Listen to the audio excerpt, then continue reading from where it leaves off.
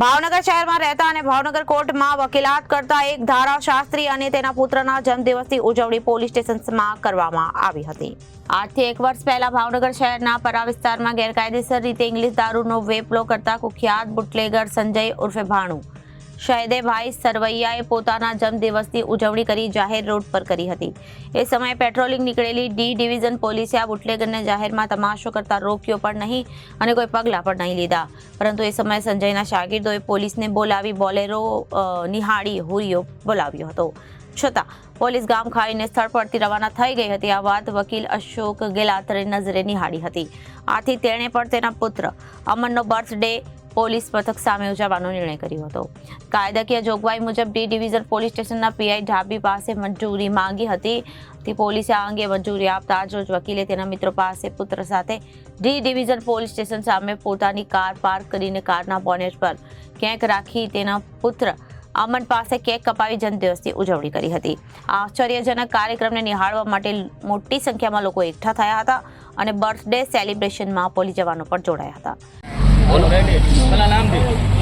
મારું નામ એડવોકેટ અશોક ગેલાતર। આજે મારા લાડકા છોકરા અમનનો જન્મદિવસ હોય એટલે મને એવી ઈચ્છા થઈ કે મારા બોરતળાવ પોલીસ સ્ટેશનની સામે મારે અને એના પટાંગણની અંદર મારા છોકરાનો જન્મદિવસ ઉજવો છે। એટલે આજે અમે અહીંયા મારા સાથી મિત્રો 10 થઈને મેં બંધારણના દાયરામાં રહીને કાનૂન વ્યવસ્થા સારી રીતે જળવાઈ રહે અને લોકોને અડચણરૂપ ન થાય ને કાનૂનના દાયરામાં રહીને આજે મેં મારા છોકરાનો જન્મદિવસ ઉજવો।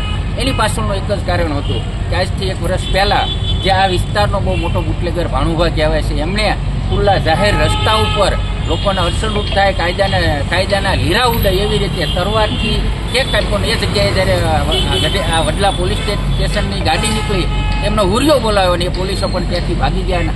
આવો લોકોની અંદર ભય પેદા કરે એવી રીતે વિડીયો હતો તો મને એવું થયું કે હું નિષ્ઠાવાન, પ્રમાણિક અને વિદ્વાન વકીલ હો તો પણ મારા પણ જો મારા પોલીસ સ્ટેશનની સામે મારા છોકરાનો જન્મદિવસ ઉજવો હોય એટલે મેં અરજી આપી હતી, મંજૂરી માંગી અને પીઆઈ ડાબી સાહેબે ખૂબ સારો રિસ્પોન્સ આપ્યો અને એમણે પણ મારા બાળક પ્રત્યે નહીં પણ તમામ બાળકો પ્રત્યે સંવેદના વ્યક્ત કરી અને એ સાથે રહીને મેં આજે જન્મદિવસ ઉજવો એ બદલ તમારો મીડિયાનો અને પોલીસ સ્ટેશનનો પણ ખૂબ ખૂબ આભાર।